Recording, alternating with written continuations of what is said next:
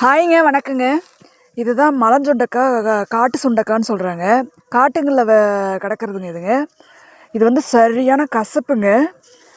இதை வந்து உடம்புக்கு ரொம்ப நல்லதுன்னுட்டு இங்கே இருக்கிறவங்களாம் இதை பொறிச்சு இதை நல்லா உரலில் போட்டு ஆட்டி நல்லா விதையெல்லாம் அலாசி எடுத்து வேக வச்சு கடலப்பருப்பு போட்டு தாளித்து சாப்பிட்றாங்க. உடம்புக்கு ரொம்ப நல்லதுன்னுங்க. இங்கே பாருங்க, இதனுடைய பழம் இதாங்க. இதனுடைய பூ வந்து வயலட் கலரில் இருக்குங்க.